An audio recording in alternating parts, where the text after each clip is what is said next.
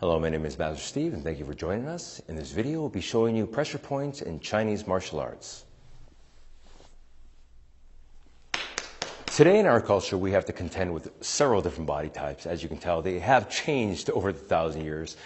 Thank God, or whatever you want to say. They have changed. They're not the same as they were 1,000 years ago. So I'm going to show you 3 techniques that pretty much universally work with the body types that you'll see today in America or whatever country you're watching this video in.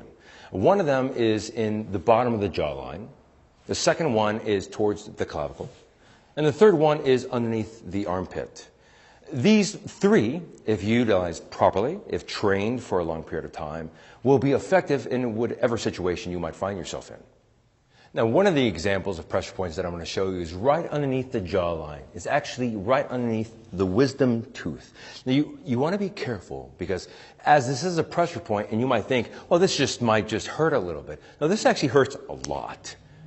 So when you come through here, you want to take your thumb and come right underneath the wisdom tooth and press upwards towards the top of their head, like so.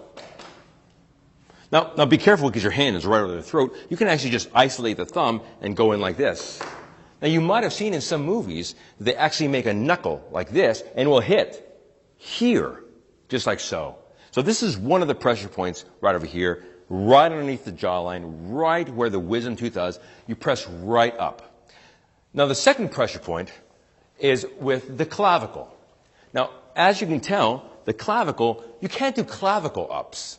So the clavicle is always going to sort of, except for some of those huge guys that go to Venice Beach, you're always going to see a line appear here. A great pressure point in here is actually to dig into the clavicle like so. There's actually a bar right here that locks it in place. You come underneath the clavicle and you press against the bar like so and you squeeze in. Yes. As you can see from his face because he's so handsome, that is quite painful to do. Not easy to do, not always effective, but if you do have that choice, you do have that point there, you can also simply just come into the cavity and press downwards like so. You can tell that doesn't feel good, and he doesn't want to make me look good. So the third one comes in from here.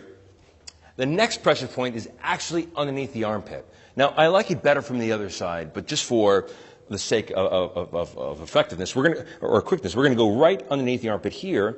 Notice how I curve my hand around the pec, like so, and I come straight into the armpit.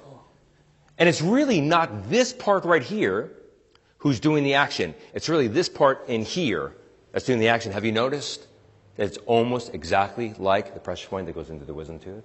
There's more similarities than differences. And when you see that, that actually explains Kung Fu 101. There's more similarities than differences. That's why when you find people who say karate is better than Kung Fu, Taekwondo is better than karate, there are more similarities than differences. As you see this pressure point here, I'm going to give you an example of that. Go right into the armpit like this, cover around the bicep, and then squeeze up and down at the same time. That really is painful. And unless their pec is out here, you're pretty much going to get a good grip. Now, if you can't get a good grip, then you just come around the shoulder like so, and you press up. That's even worse. That's even worse. Those are 3 examples of pressure points. They're pretty much effective on almost about anybody. Once again, my name is Master Steve, and thank you for joining us for examples and pressure points in Chinese martial arts.